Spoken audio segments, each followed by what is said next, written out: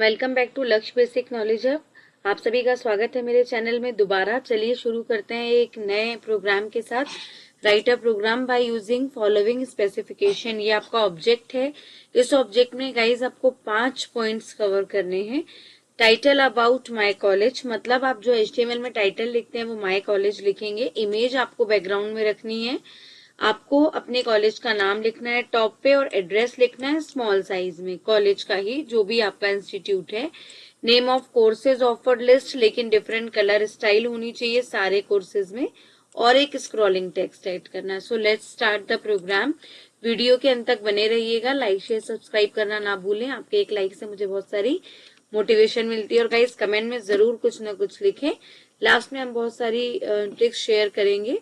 तो चलिए स्टार्ट करते हैं। बॉडी, इतना तो आप सभी जानते हैं कि हम हमेशा के प्रोग्राम में जैसे लिखते हैं HTML/HTML, हेड/हेड, बॉडी/बॉडी। ये तो सिंपल प्रोग्रामिंग का आपका रॉ एक फॉर्मेट है। इसमें हमने टाइटल में आपको लिखना है अबाउट माय कॉलेज, क्योंकि ये आपका पहला है टाइटल अबाउट माय कॉलेज।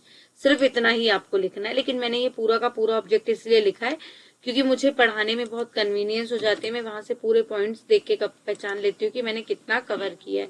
तो चलिए, पहला हो गया टाइटल अबाउट माय कॉलेज, मतलब आपको इतना टाइटल लिखना है, आप इतना मैटर डिलीट कर दीजिएगा तो पहला पॉइंट आपका कवर हो जाएगा। ठीक है। Now second point is put image in the background. Background means body. तो बॉडी के अंदर आपको क्या लिखना है? Background tag. क्या लिखना है आप सभी को? Background tag. जैसे ही आप बॉडी में यहाँ पे लिखेंगे बैकग्राउंड, आप देखेंगे यहाँ पे बैकग्राउंड वर्ड आ जाएगा। आपको background is equals to double apostrophe, बस इतना ही लिखना है। अब इसके अंदर हम क्या लिखेंगे कि हमारे बैकग्राउंड में पूरी इमेज आ जाए। तो हमने हमारे कॉलेज की वेबसाइट ओपन की हुई है। इस इमेज को हम राइट क्लिक करेंगे, सेव करेंगे और किसी भी नाम से जो है डेस्कटॉप पे या जहां भी है हम इसे सेव कर देंगे। ये मैंने ऑलरेडी सेव करके रखी है। तो मैं आपको बताती हूँ आपको क्या करना है। केवल और केवल इस इमेज का जो है आपको पाथ उठाना है। तो इमेज पे आपको क्या करना होगा? Right click, properties. आप इस मेरे पहले वीडियोस में भी, पुराने वीडियोस में ये सारी चीजें देख चुके हैं डिटेल्स में। जिसको कोई क्वेरी हो वो वहां जाकर के पाथ कैसे सेट करना है वो देख सकते हैं। तो आप यहाँ पे पूरा केवल वो पाथ कॉपी पेस्ट कर दीजिए जो कि हमने सिक्योरिटी से उठाया है। ठीक है। अब आप जैसे आपको पूछा गया है वहां पे कि आपको क्या करना है, place college at the top of the page, college name. तो अब हम क्या करेंगे, यहाँ पे H1 लिखेंगे और H1 और क्या लिख देंगे? /H1, क्योंकि ये हमारी मेन हेडिंग है ना, तो हम H1 से देंगे। अब इसमें हमें लेना है कॉलेज नेम। तो कॉलेज नेम हम क्या करेंगे? हमारी कॉलेज वेबसाइट से उठाएंगे, इस तरह से कॉपी करेंगे और उसको जो है हमारे नोटपैड पे क्या कर देंगे? यहाँ पे पेस्ट कर देंगे। ठीक है। ये कॉपी नहीं हुआ है इसीलिए हमारा जो पुराना मैटर था वही आ गया। चलिए हम दोबारा से ट्राई करते हैं। इसको हमने कॉपी किया और यहाँ पे क्या कर दिया? पेस्ट कर दिया और इसको क्या कर दिया? सेव कर दिया। अब जब हम आउटपुट को इसको अपने रन करते हैं तो हमें गूगल क्रोम पे जाएंगे, Ctrl+O दबाकर भी खोल सकते हैं, या जहां भी हमारी फाइल है डेस्कटॉप पे या जिस भी उस पे है वहां से जाके भी हम इसको ओपन कर सकते हैं। बैकग्राउंड नाम से सेव है, हमने इसको ओपन कर दिया। ओ ये क्या हो गया? ये तो हमारी इमेजेस रिपीट हो रही हैं। तो इसके लिए हमें यूज करनी पड़ेगी थोड़ी सी CSS, और उस थोड़ी सी CSS को हम हमेशा कहाँ लिखते हैं? /हेड के ऊपर। हेड ओपन होगा, हेड क्लोज होगा, इसके बीच में लिखी जाती है हमेशा CSS। और कौन सी CSS? इंटरनल CSS कहते हैं इसको। ठीक है। तो हमने यहाँ पे क्या लिख दिया? स्टाइल और /स्टाइल, कुछ इस तरह से। ठीक है। और इसके अंदर हम एक कोड लिखने वाले हैं। वो कोड जस्ट क्या होगा आपका, आप देख लीजिए। बैकग्राउंड साइज आप लिखेंगे कवर, क्योंकि हम चाहते हैं जो रिपीट हो रहा है वो पूरा कवर हो जाए। और बैकग्राउंड रिपीट :नो रिपीट लिख देंगे और फिक्स कर देंगे उसको हम। और ये हम किस में लिख रहे हैं? बॉडी में लिख रहे हैं। ठीक है। तो हमने क्या लिखना है आप वहां पे एक बार देख लीजिए। मैं एक बार और दिखा देती हूँ आपको। ये इस तरह से स्टाइल के अंदर आप लिखेंगे बॉडी। बॉडी के बाद आप करेंगे एंटर। करली ब्रैकेट या पैरेंथेसिस को ओपन और क्लोज करेंगे, और इनको ओपन और क्लोज करने के बाद सिर्फ आपको बैकग्राउंड बॉडी का सेट करना है। तो सेट करने के लिए आप बैकग्राउंड -site: कवर लिख देंगे। अटैचमेंट फिक्स्ड लिख देंगे, जो भी अटैच हमने फाइल की है वो फिक्स फॉर्म में आए। रिपीट : क्या कर देंगे? No repeat. No dash repeat हम क्यों लिख रहे हैं? क्योंकि हमारी जो इमेज रिपीट हो रही है वो रिपीट ना हो। ठीक है। हम इसको सेव करते हैं और प्रोग्राम पे चल के जैसे ही रन करते हैं यू कैन सी कितने सुंदर तरीके से आपकी इमेज एक बार में सेट हो गई है CSS के कारण। ठीक है, तो आप इस कोड को लिखना ना भूलें। तो चलिए, आपका जो पहला पॉइंट था वो कवर हो गया, जो दूसरा पॉइंट था put image in the background वो भी कवर हो गया। Now place college name at the top of the page. चलो, टॉप ऑफ द पेज पे कॉलेज का नाम भी आ रहा है हमारा, लेकिन इसमें एक प्रॉब्लम क्या हो रही है कि वहां पे ये आउटपुट के कारण ये प्रॉपर डिस्प्ले नहीं हो रहा है। तो हम ये कर सकते हैं कि हम वहां पे एक छोटा सा बैकग्राउंड का स्टाइल दे दें। तो H1 के अंदर हम सिंपल सी एक इनलाइन स्टाइल दे देते हैं। इनलाइन स्टाइल में यहाँ आप ये कर सकते हो कि एक डिवीजन टैग बना लो सीधे सीधे और उसी के अंदर आप सब कुछ लिख लो। ठीक है, जैसे मैंने यहाँ पे क्या लिख लिया, देखिए डिव और स्लैश डिव। ठीक है, एंटर स्लैश डिव। अब इस डिवीजन में के अंदर मैं जो भी लिखूंगी वो मैं उसकी एक स्टाइल सेट कर दूंगी ताकि वो उसी तरह से आए। मैंने ये जो H1 लिखा है ना, मैं इस H1 को कॉपी करके क्या करती हूँ, इसी डिवीजन के अंदर डाल देती हूँ, सेव कर देती हूँ। अब इस डिवीजन की मैं स्टाइल लिखूंगी। स्टाइल लिखने के लिए डिवीजन की हमने दे दिया है स्टाइल में टेक्स्ट अलाइनमेंट जो भी इस डिवीजन के अंदर आए वो सेंटर आए। बैकग्राउंड कलर ब्लू व्हाइट जो भी आपको स्काई ब्लू चाहिए, जो भी चाहिए वो आप ले सकते हो। ठीक है, जैसे मैंने यहाँ पे ये लिख दिया। फिर कलर अगर लिखने वाला आपको येलो चाहिए तो आप यहाँ पे डायरेक्ट येलो भी लिख सकते हैं।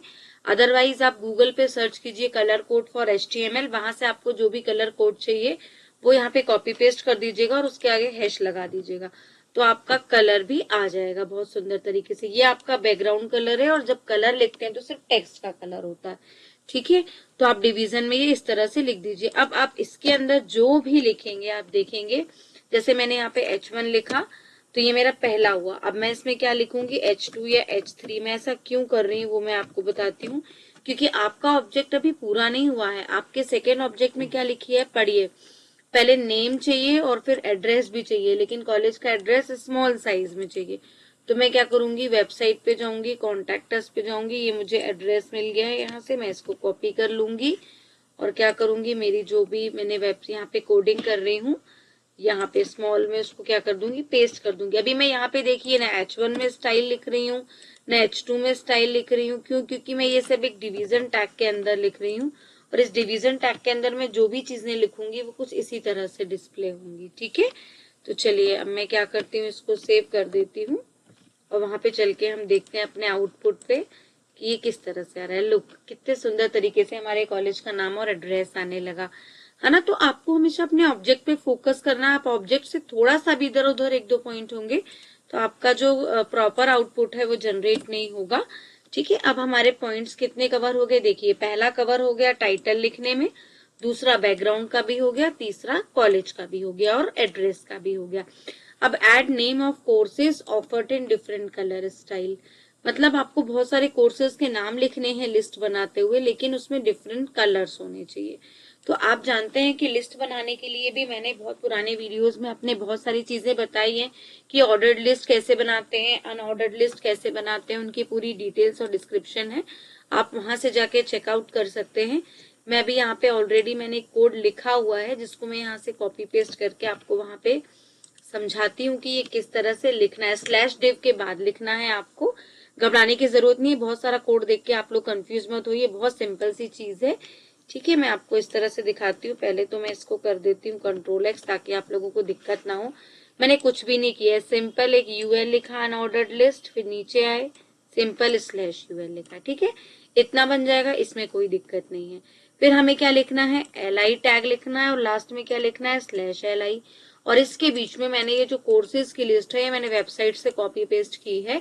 तो आप भी क्या करना, या तो कॉपी पेस्ट कर लेना या 2-3 कोर्सेज ले लेना। मैंने पूरे ही ले लिए हैं, आप 3 या 4 कोर्सेज भी लेंगे तो सफिशियंट है। जैसे मैं चाहूँ तो मैं इतने कोर्सेज को रिमूव भी कर सकती हूँ, मैंने उतने डिलीट कर दिए। और भी चाहूँ तो कुछ कोर्सेज मैं यहाँ से डिलीट कर सकती हूँ इस तरह से, ताकि कंफ्यूजन हो। हम तो सिर्फ अपने आउटपुट के लिए इसको बना रहे हैं। अब क्या करना है, देखिए सिंपल लिस्ट आपकी तैयार हो गई। अब मैं इस लिस्ट को कर लेती हूँ सेव, और जो मैंने अब यहाँ पे चल के करती हूँ मैं इसको रन। तो देखिए ये आपकी एक येलो कलर से आ रही है, एक रेड, क्यों, क्योंकि मैंने वहां 2 की कोडिंग लिखी है, बाकी की नहीं हो रही, ब्लैक कलर में आ रहा है। तो इसीलिए जो है मैं इस UL के अंदर एक नया स्टाइल टैग लगाऊंगी। जैसे style equals to background colour blue दे दूंगी, स्काई ब्लू देना चाहूँ स्काई ब्लू, या जो भी आपको लिखना है। फॉन्ट फैमिली लिखनी है तो लिखिए, अदरवाइज स्किप कर दीजिए। स्किप तो मैं इस बैकग्राउंड कलर को भी कर सकती हूँ, पर क्योंकि इमेज में बैकग्राउंड डाली है जिस वजह से वो प्रॉपर डिस्प्ले नहीं हो रहा है, इसलिए हमें बैकग्राउंड कलर लिखना कंपलसरी है। मैं इसे सेव करती हूँ और ये किसके अंदर लिख रही हूँ मैं, जहां मैंने यूएल लिखा है, ये ध्यान रखिएगा। और आप डायरेक्ट मत लिखिएगा, आप प्लीज स्टाइल इक्वल्स टू लिखिएगा। इसको कहते हैं इनलाइन स्टाइल, जो सेम लाइन में सेम टैग के साथ चलती है, ठीक है। तो देखिए कितने सुंदर तरीके से आपका ये सब आ गया। अब बात आती है कलर्स की। तो कलर्स में आप हर एलआई के अंदर, क्योंकि आपके ऑब्जेक्ट में ही है कि आपको डिफरेंट कलर लेना है, तो स्टाइल इक्वल्स टू आपने क्या लिख दिया, देखो एलआई के अंदर कलर कोलन, ये मैंने आपको पहले भी बताया है स्टाइल्स वाले वीडियो में, कि जब भी हम यहाँ पे लिखते हैं तो यहाँ पे हम प्रॉपर्टी लिखते हैं, प्रॉपर्टी का एट्रीब्यूट लिखते हैं। जैसे हमने यहाँ पे लिखा कलर, तो अब कलर की प्रॉपर्टी क्या होगी, येलो। फिर यहाँ पे कलर रेड, तो जो भी हम यहाँ लिखेंगे वो कोलन आएगा, और जो भी यहाँ लिखेंगे उसके बाद सेमी कोलन आएगा। और स्टाइल इक्वल्स टू के बाद जो अपॉस्ट्रोफी ओपन होगी वो लास्ट में ही क्लोज होगी, ये आपको याद रखना है। अब मैं इसी स्टाइल कलर रेड को कॉपी कर लेती हूँ और हर लिस्ट के अंदर क्या कर देती हूँ, पेस्ट। क्यों, क्योंकि मुझे इसका कलर क्या क्या चाहिए, अलग अलग चाहिए। अब आप लोग बोलोगे मैम इतने सारे कलर तो नोटपैड प्लस प्लस में आते ही नहीं है, या आते हैं तो सपोर्ट ही नहीं होता है। तो चलिए मैं आपको बताती हूँ, आप घबराइए नहीं, उसके लिए भी एक शॉर्टकट है। पहले मैं इतना सेव कर लेती हूँ क्योंकि मैंने सब पे एक साथ दे दिया है। अब देखिए इस तरह से आपके कोर्सेज ऑफर आने लगे।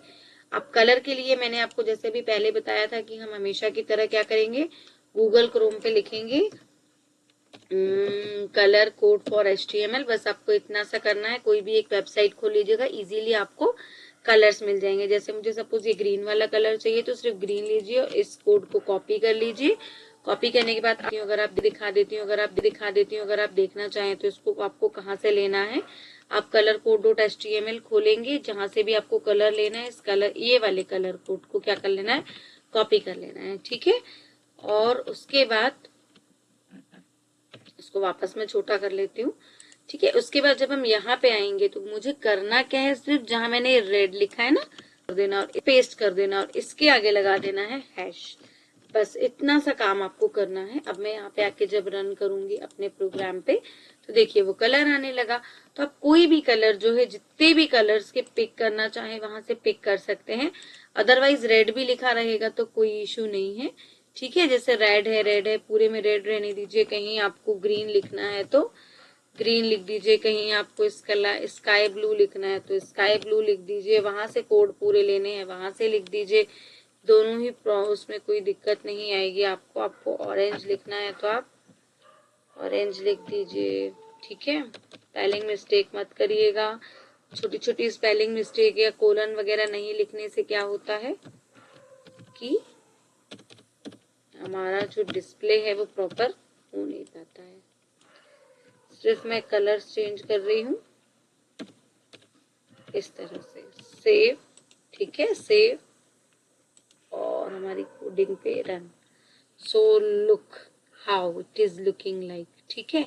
एक कलर जो है थोड़ा सा गड़बड़ दिख रहा है, जो मैंने रेड के नीचे लिखा है, शायद ग्रीन उस पर सूट नहीं हो रहा है, या तो स्काई ब्लू सूट नहीं हो रहा है। तो चलिए स्काई ब्लू को भी हम येलो कर देते हैं, एक आध कलर रिपीट होने देते हैं, नो प्रॉब्लम। एक्चुअली येलो वहाँ सुंदर दिख रहा है तो मुझे अच्छा लग रहा है, इसलिए मैंने उसको येलो ही कर दिया। आपको चाहिए आप कलर कोड से ले लीजिएगा। तो चलिए अब देखते हैं आपके कितने पार्ट्स कवर हो गए हैं, ठीक है। पहला पार्ट आपका कवर हो गया, दूसरा भी हो गया, तीसरा भी हो गया, चौथा भी हो गया। हमारी अलग अलग कलर से स्टाइल बन गई। एड स्क्रॉलिंग टेक्स्ट मैसेज, तो इसके लिए जो है हम एक और कोड लिखने वाले हैं यहाँ पे, दैट इज मार्क्वी कोड। इसको हम ऊपर ही चलाने वाले हैं, ऊपर मतलब जहां हमारा डिवीजन क्लोज हो रहा था ठीक इसी के ऊपर, मतलब डिवीजन क्लोज होने से पहले।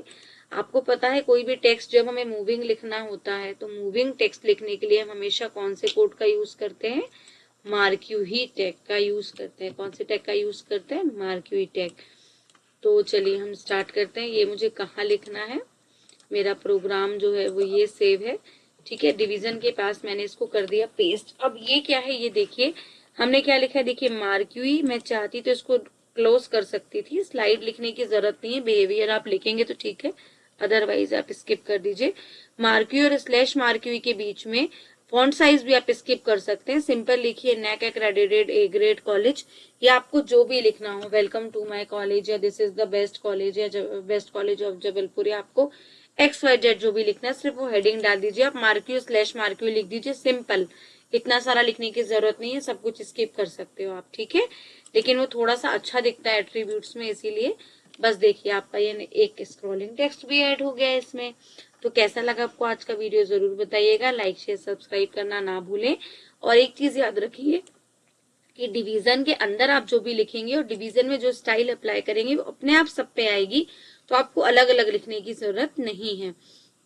लेकिन मैंने इसको इसीलिए अलग लिखा है कि मैं सोच रही थी कि अगर कलर चेंज करने पड़े तो इश्यू आएगा, इसीलिए। और इसमें मुझे कलर चेंज करने ही थे।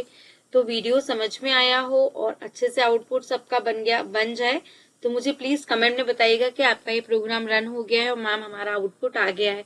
और जिनका आउटपुट ना आए वो भी लिखिएगा कि हमारा आउटपुट क्यों नहीं आया है, तो मैं उसको नेक्स्ट वीडियो में आपकी क्वेरी सॉल्व करके लेके आऊंगी। Thank you so much to all students.